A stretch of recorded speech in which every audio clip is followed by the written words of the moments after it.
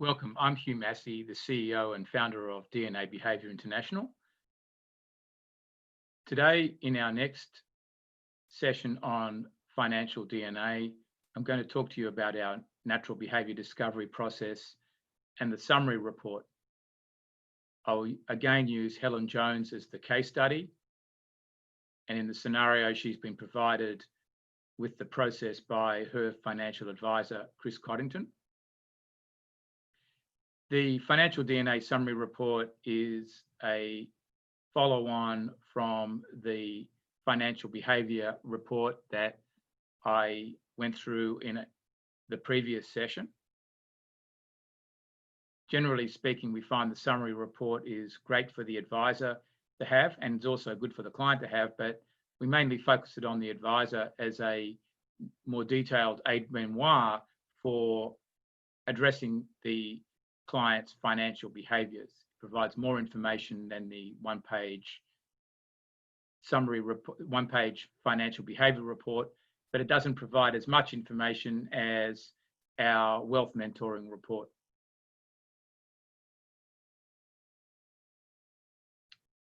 So again, for Helen, just as a recap, her unique DNA natural behaviour style is engager. This is the description. So every person that completes the natural behaviour discovery process is allocated a unique style. So Helen is an engager here. She's a bit more relationship orientated and quite fast-paced. But you can see her in relation to the other 9 styles that make up the total of 10. Again, what we do at DNA Behaviour is we drill down into the person's 2 strongest behavioural factors. So every person has 8 behavioural factors, and in fact, there are 24 sub-factors underneath that. Those scores are used to build up the allocation of the unique style, but I'm very keen on understanding the major factors because this is what differentiates the engagers. No 2 engagers would be the same, just like no 2 initiators would be the same. So Helen is outgoing and creative. They're the 2 dominant behaviours that she has. So we can see for it being outgoing, she enjoys new ideas, expresses a view, uses a networking approach. So she likes to communicate, quite outgoing, in nature, quite social, and then she's also creative. So brainstorming discussions she's going to enjoy. From a behavioural finance perspective, because she is so connected to what people are doing and follows what other people do, she would be a natural herd follower, or what I call a dinner party investor. So she can leap into investments based on what others are doing, what the markets are doing, similarly get out of investments based on emotions without so much thinking about it and research. And coming with that, she's also quite instinctive in how she likes to make decisions as well.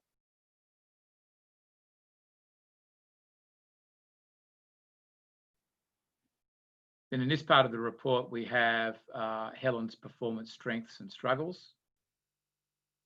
So this adds to the picture of who she is. And we find this is a good connection point in building the relationship for the advisor to understand what a person's inherent strengths are, really in a way what their talents are, and the areas where they're going to struggle. And then the performance environment keys are important for understanding how to relate to the person, how to create the right bedside manner, and with that, the communication. So this is what Helen would expect out of the communication. So Chris Coddington, as the advisor, is going to need to adapt to this. He's going to need to provide her with some fun and excitement. So a boring boardroom setting isn't going to be as engaging for Helen. She's not going to trust that as much. She wants time invested in her in terms of Chris getting to know who she is. She wants to know who the people are involved in, not only Chris's business, but also the types of investments that she would be given, and she wants to brainstorm. Then in the quality life behavioral attitudes table, we can see here that taking Helen's two strongest behavioral factors, being outgoing and creative, this is how she looks at building a quality life, setting her goals. Again, this is an area where you can, as the advisor, ask questions of the client. It's going to give you the insight to their perspectives, but again, you could also ask some questions based on each of the 10 areas sitting here, and that will help you learn more about them and get the client talking. And then the financial planning insights, insights based on the 8 factors and 24 sub-factors of behaviour. We've combined them to come up with specific scores. These insights originally came from questions that we were asked as we were debriefing reports. So we've condensed it into this table that helps you, as the advisor, more cut to the chase quickly. So in interpreting the table, a score will come out low or be categorized as low when the population percentage score is 30% or less.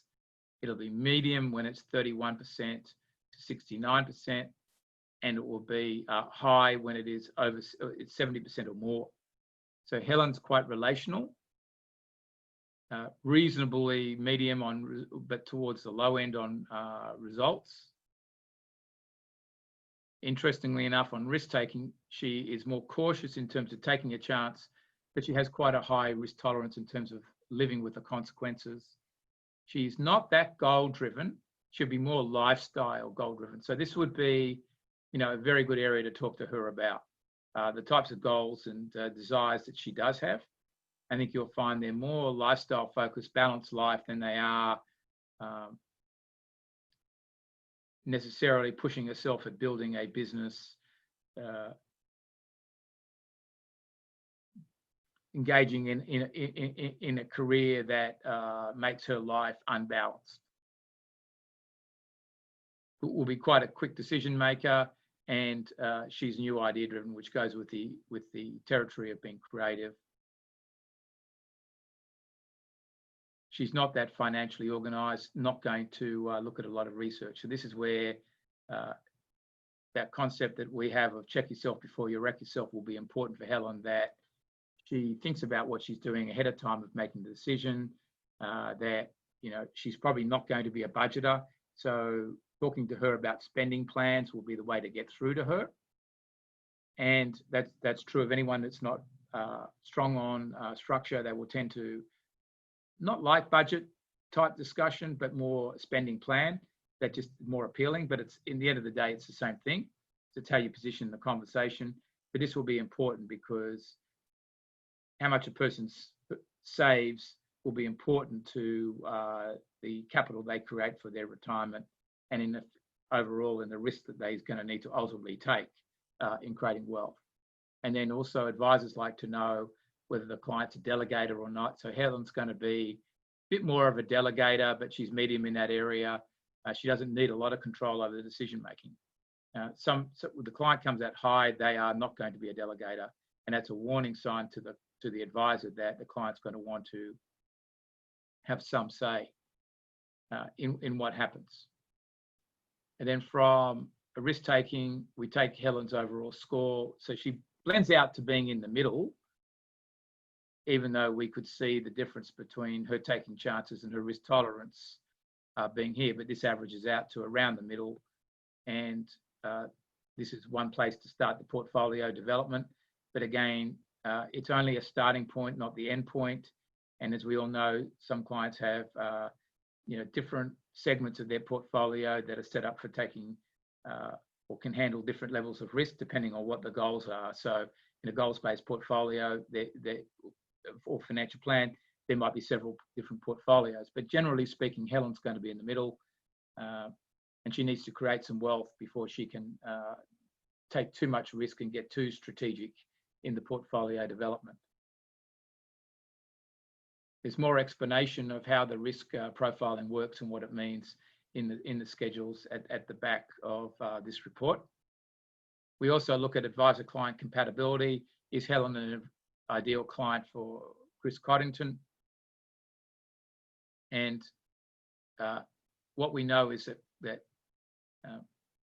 Helen would have, or Chris would have, as the advisor, being a strategist, would have to adapt quite a lot to Helen's engager style, which is here. So that's a dark blue, more modification required. So Helen's going to be harder for Chris to build a relationship with or sustain the relationship over the long term.